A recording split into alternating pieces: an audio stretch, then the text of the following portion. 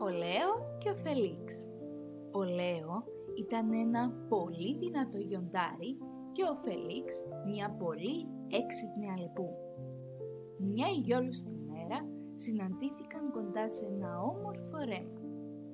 Ο Λέο με τη μεγαλειώδη χέτη του και το δυνατό βρυχυθμό του χαιρέτησε τον Φελίξ με ένα φιλικό χαμόγελο.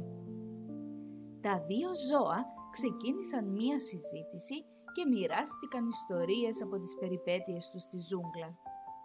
Καθώς μιλούσαν, ο Λέο ανέφερε ότι ένιωθε λίγο μόνο στη μεγάλη και άδεια σπηλιά του.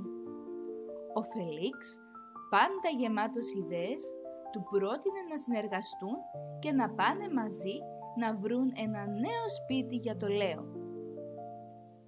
Ενθουσιασμένοι στην ιδέα μιας νέας περιπέτειας, ο Λέο και ο Φελίξ ξεκίνησαν να εξερευνούν κάθε γωνιά της ζούγκλας για να βρουν στο Λέο το κατάλληλο σπίτι για να μείνει.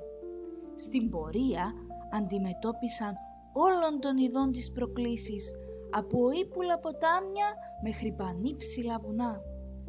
Αλλά με τη δύναμη του Λέο και την εξυπνάδα του Φελίξ ξεπέρασαν κάθε εμπόδιο που βρέθηκε στο δρόμο τους. Τελικά, μετά από πολλές μέρες αναζήτησης, έπεσαν πάνω σε μια φιλόξενη σπηλιά φωλιασμένη σε μια καταπράσινη κοιλάδα. Ήταν τέλειο για το Λέο, ευρύχωρο, άνετο και περιτριγυρισμένο από όμορφα λουλούδια και δέντρα. Ο Λέο ήταν πανευτυχής. Ευχαρίστησε τον Φελίξ για τη βοήθειά του στο να βρουν έναν καλό σπίτι για να ζήσει ο Λέο και οι δύο φίλοι γιόρτασαν την επιτυχία τους με ζουμερά φρούτα και γλυκό μέλι, γελώντας και μοιράζοντας ιστορίες μέχρι αργά το βράδυ.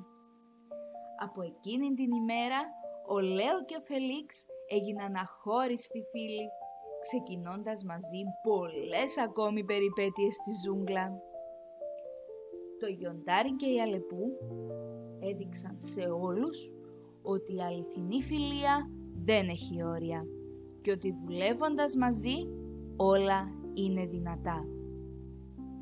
Κι έτσι η ιστορία του Λέο του λιονταριού και του Φελίξ της αλεπούς έγινε η αγαπημένη ιστορία μεταξύ των ζώων της ζούγκλας, διδάσκοντας τους έτσι την αξία της ομαδικής συνεργασίας, της φιλίας και της δύναμης του να πιστεύουν ο ένας στον άλλο.